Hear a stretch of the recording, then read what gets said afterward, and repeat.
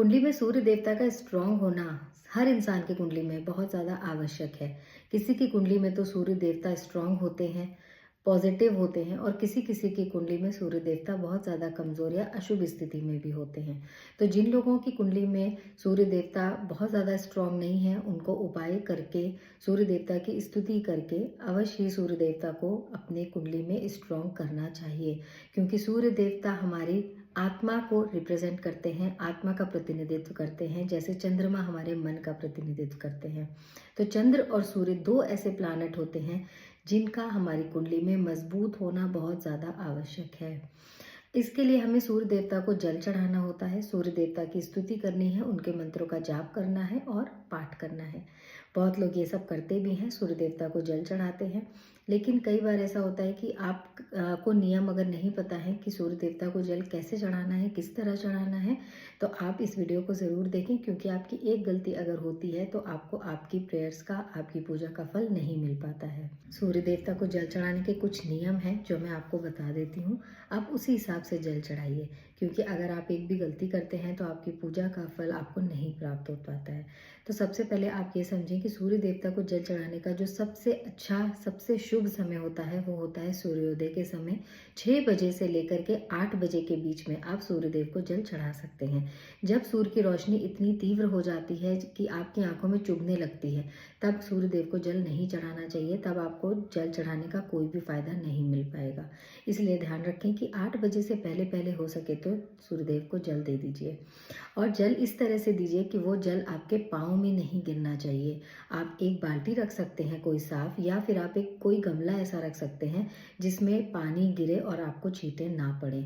अगर आप पूरा मिट्टी से भरा हुआ गमला रखेंगे तो भी छींटे आपके ऊपर आएंगे। तो आप गमला बड़ा लीजिए और उसमें थोड़ी सी मिट्टी डालिए, ताकि वो जल आपके पैरों में छींटे उसके ना पड़ पाएँ।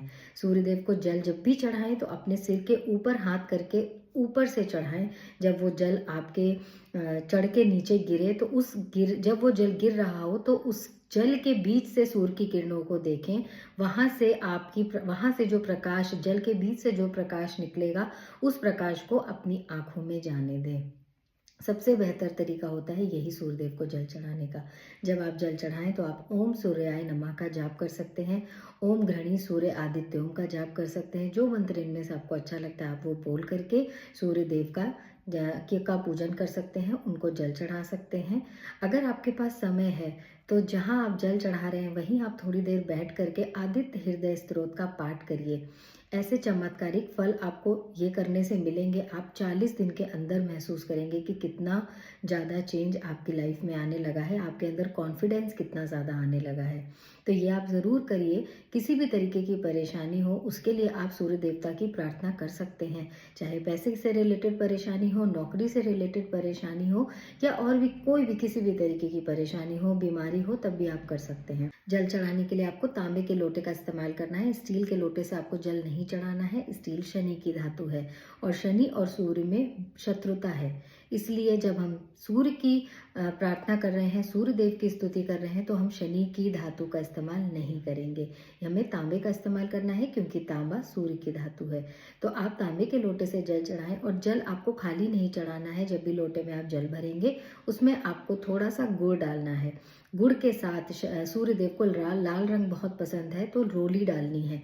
गुड़ और रोली डालकर अगर आपको लाल फूल मिल जाता है तो उस फूल को भी उस जल में डाल लीजिए, और उसके बाद आप जल चढ़ाइए। जल जब आप पूरा चढ़ा लेंगे, जल चढ़ाने के बाद आपको 3 परिक्रमा भी लगानी होती है।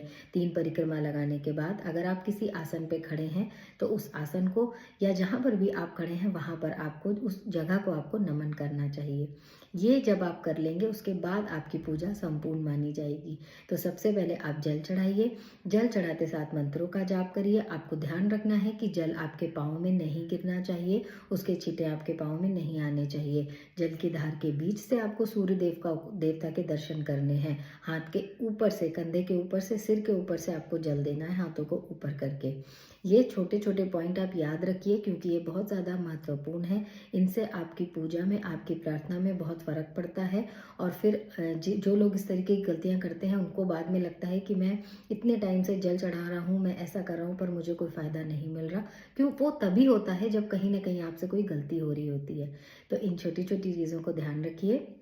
पूरी पूजन करके, मंत्र पढ़ करके, अपने आसन को नमन करके, तब आप वहाँ उस स्थान से हटिए, तब आपकी पूजा संपन्न होगी।